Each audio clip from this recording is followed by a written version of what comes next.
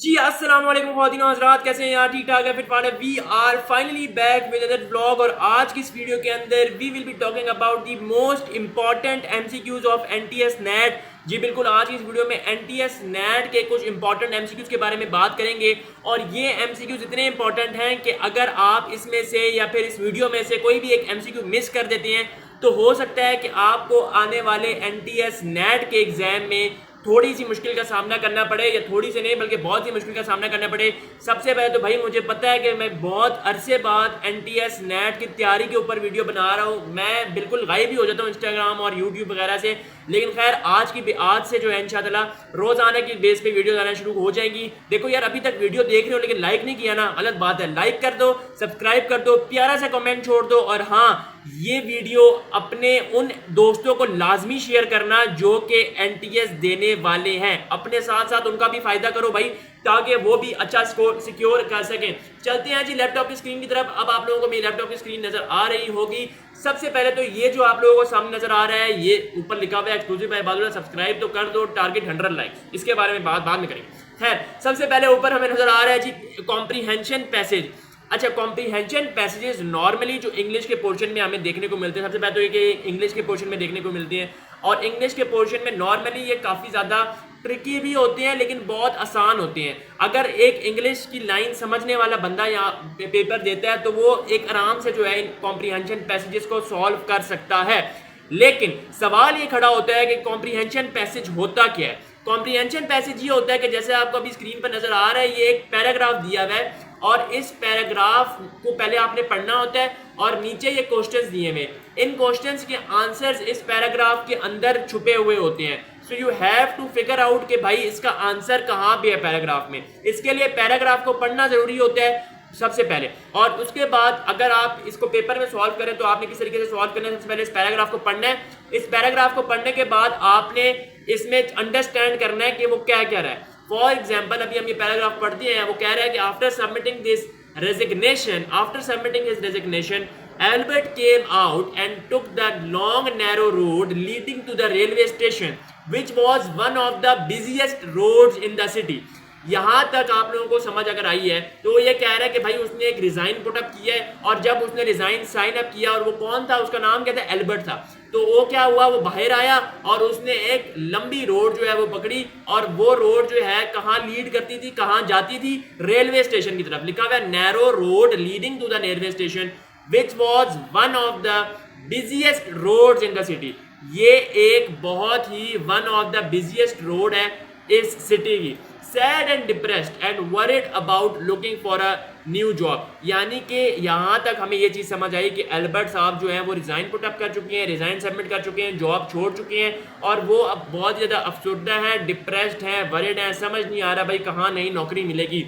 Albert looked around for a cigarette shop. He waked up to the end of the road but found no tobacconist. यानी कि भाई वो cigarette shop को ढूंढ रहे हैं और वो चलते रहे to the end of the road, लेकिन उनको कोई सिगरेट वाली यानी टोबैकोनिस्ट वाली दुकान नहीं मिली। It was odd that such a busy thoroughfare with thousands of people passing through did not even have a single cigarette shop. यानी कि इतने ज़्यादा दुकानें थी लेकिन उसमें कोई भी सिगरेट शॉप नहीं थी। He suddenly felt that it was no longer necessary for him to hunt for a job. अच्छा, उसके दिमाग में खुराफाती सा आइडिया आया कि जनाब अब मुझे कोई ज़रूरत ही नहीं है कोई नई जॉब या फिर कोई नई नौकरी ढूंढने की।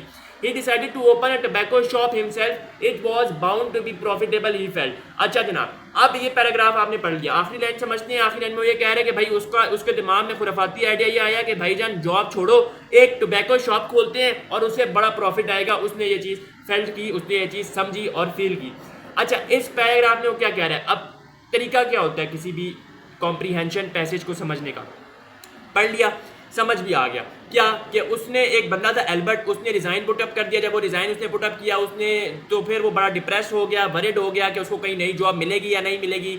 वो रेलवे की तरफ जाना शुरू हो गया। जब वो रेलवे की तरफ गया उसने एक सिगरेट की दुकान ढूंढी, उसको कहीं भी सिगरेट शॉप नहीं मिली। अब वो हैरान था कि भाई इतनी बिजी रोड, इतनी बिजी जगह और यहाँ पर कोई सिगरेट की शॉप नहीं है। तो फिर उसके दिमाग में खुराफाती आइडिया ये आया, खुराफाती आइडिया यहाँ पे कहीं लिखा हुआ लेकिन मैं खुद से बोल रहा हूँ, खुराफाती आइडिया ये आया कि जनाब क्या फ़ायदा कोई नई जॉब ढूंढने का, तो हम कोई ऐसी सिगरेट शॉप खोल लेते हैं, बिजनेस स्टार्ट करते हैं, अपनी कोई शॉप खोलते हैं जो कि प्रॉफिटेबल होगी। अच्छा जी, अब बात करते हैं एमसीक्यूज के बारे में। जिनके आंसर इसी ऊपर वाले पैराग्राफ में छुपे हुए। After submitting his resignation Albert came out worried about number A job, number be the next available rain, number see the shelter और नंबर डी सिगरेट्स। ये नेक्स्ट अवेलेबल ट्रेन होगा, सही है। वो ये कह रहा है कि भाई एल्बर्ट साहब जो है वो बाहर जब आए तो उनके दिमाग में क्या था और वो किस चीज़ को लेकर अफसरदा थे।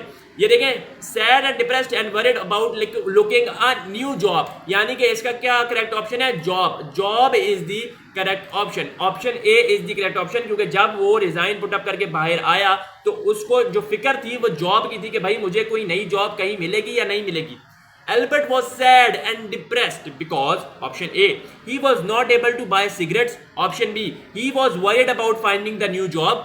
Option C, he had no money for the train journey. And option D, he had to walk on a long road. देखें एल्बर्ट सैड और डिप्रेस्ड क्यों था, हमने ऊपर भी पढ़ा कि Albert was sad and depressed because he was looking for a new job. वो इसी वजह से अफसरदा था और डिप्रेशन में चला गया था कि भाई मुझे कोई नई जॉब मिलेगी या नहीं मिलेगी। So the option B is the correct option, that he was worried about finding the new job.